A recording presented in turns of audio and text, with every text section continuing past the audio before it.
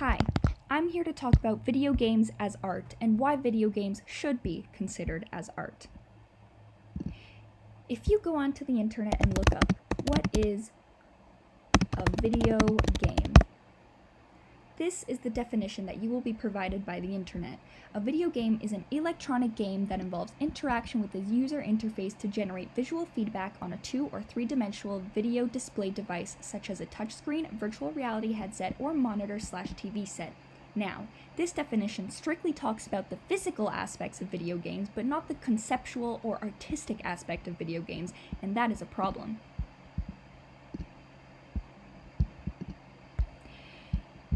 In Lana Polanski's Towards an Art History for Video Games, she talks about why video games should be considered art. She talks about the postmodern art world has shifted our views on what is and what isn't considered art.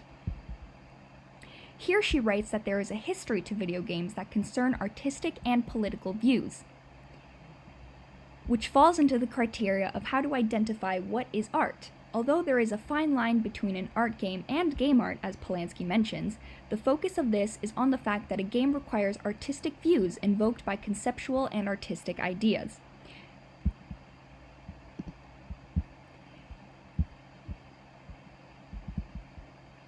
This article by Forbes is written by Nathan Deardoff. Deardoff explains that video games are indeed high art. He provides explanations on the overpowering shift of technology over the past 20 years, and this makes it difficult to dismiss video games as art. This paragraph is crucial to my argument. What qualifies a medium to be art? While a complete definition of art will not and cannot be provided here, a search on Google will suggest that art is the expression or application of human creative skill and imagination, emphasis on the word typically, in a usual form such as painting or sculpture, producing works to be appreciated primarily for their beauty or emotional power, and subjects of study primarily concerned with the processes and products of human creativity and social life, such as languages, literature, and history. And, while not on the list, truisms of art include Warhol's phrase, "Art is anything you can get away with. Art is not what you see, but what you make others see," and a general idea that the goal of art is to embody an idea or invite an experience and/or reaction.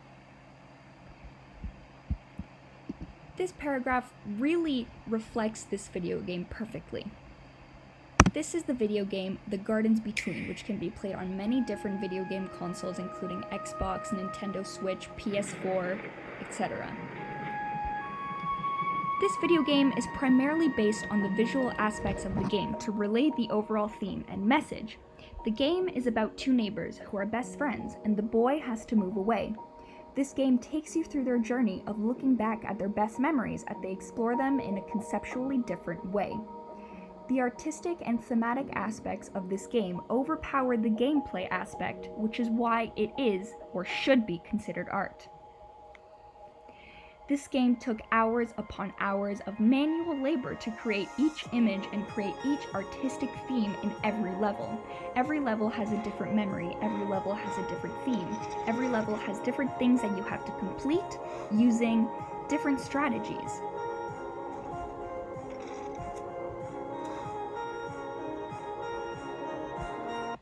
This game has a very artistic and thematic message, and it is relayed perfectly, and every player experiences this game very differently. The artistic and thematic aspects of this game are overpowered by how you play the game.